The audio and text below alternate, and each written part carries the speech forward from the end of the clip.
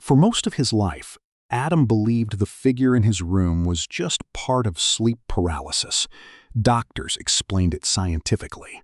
When the brain wakes before the body, people sometimes hallucinate terrifying things. Dark figures, voices, pressure on the chest. Adam tried believing that, but hallucinations weren't supposed to learn. When he was 12 years old, the figure always stood near the bedroom door. It never moved. It only watched him while he lay frozen in bed, unable to scream. At 16, it started appearing closer. At 22, it stood beside his closet.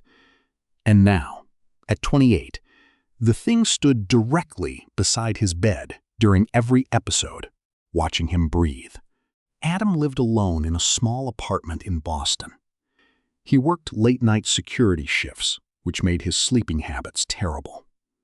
Most nights he slept after sunrise, surrounded by darkness from blackout curtains.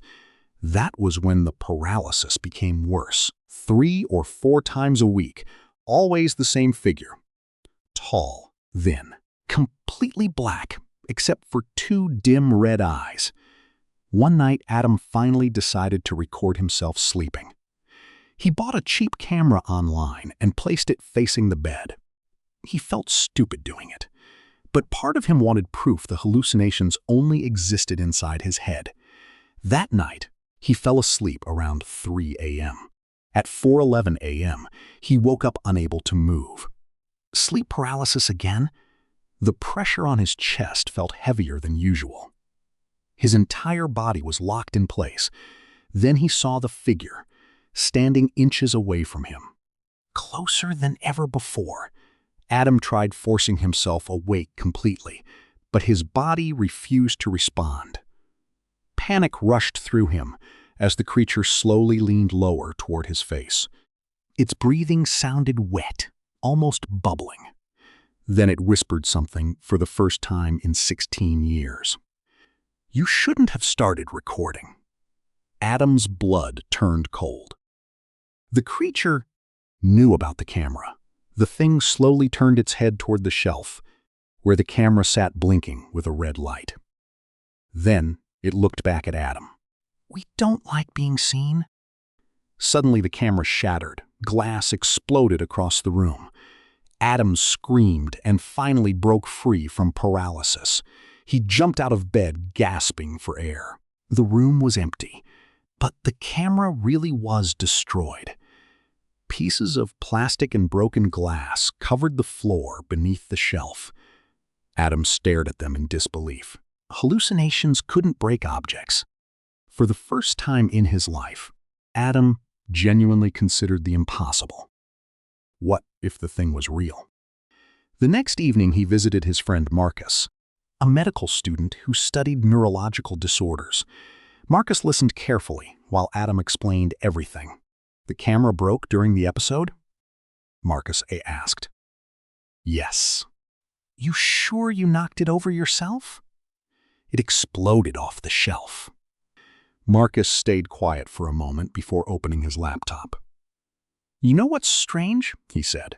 "Thousands of people report seeing the same figure during sleep paralysis." Adam nodded slowly. "I've read about that." Marcus turned the screen around. Forums filled the monitor. People from different countries described identical experiences. A tall, dark figure, red eyes. Standing beside beds, one post made Adam uncomfortable immediately.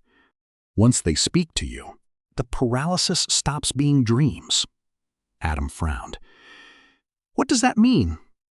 Marcus shrugged nervously. "Probably internet horror stories." But neither of them looked convinced. That night, Adam returned home feeling uneasy. Rain hammered against the apartment windows while thunder echoed outside. He kept every light on. At midnight, he finally tried sleeping. 2 hours later, he woke up frozen again. But this time something was different. The room was darker than normal. The air felt heavy. And there wasn't just one figure. There were 3. One near the bedroom door, one beside the window, and one standing directly over him. Adam's chest tightened in terror. The creature above him slowly smiled. Its mouth stretched too wide across its face. "We told you not to record us." The figures around the room began whispering softly to each other, in a language Adam couldn't understand. Then the creature nearest the window pointed outside. Adam's eyes moved toward the glass. A fourth figure stood on the fire escape, watching him from outside. Rain poured through its body unnaturally, like water falling through smoke. Adam tried screaming but couldn't. The creature above him leaned closer. "You noticed us," it whispered, "and now you can't stop seeing us." The apartment lights suddenly shut off. Darkness swallowed the room instantly. Adam heard movement everywhere around him. Footsteps, wet breathing, soft whispers. Then his paralysis finally broke. Adam jumped from the bed and ran for the door. But he froze halfway across the room. Wet footprints covered the floor. Large footprints, leading from the window to his bed. His breathing became shaky. This was real. Completely real. Then his phone vibrated. Unhul #1 message appeared. "Look behind you." Adam slowly turned around. The tall figure stood in the bedroom doorway. Not during paralysis. Not inside a dream, actually there. Its glowing eyes locked onto Adam ran. He sprinted out of the apartment barefoot and drove through the storm toward Marcus's apartment across the city. When Marcus opened the door, Adam was nearly hysterical. "It followed me," Adam whispered. Marcus pulled him inside quickly. "You're scaring me." Before Adam could answer, the apartment lights flickered. Both men froze. A loud knock echoed from the front door. 3 slow knocks. Marcus looked confused. "Who would?" Another knock interrupted him. Then another. Much louder this time. Adam stepped backward. He already knew what stood outside. Marcus slowly approached the peephole. The moment he looked through it, his face turned pale. There's a man standing there." Adam grabbed his arm. "Don't open it." Marcus backed away from the door, breathing hard. "What is that thing?"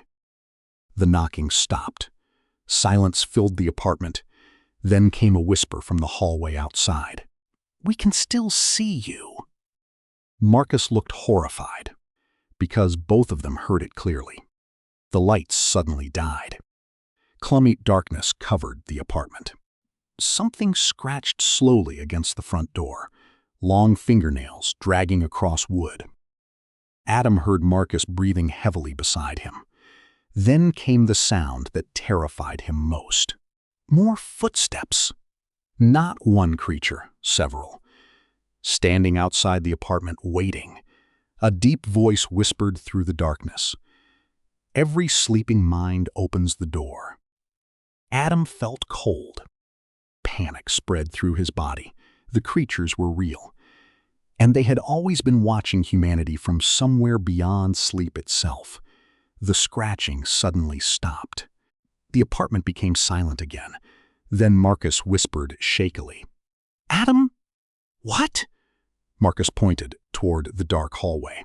2 glowing red eyes stared back at them from inside the apartment.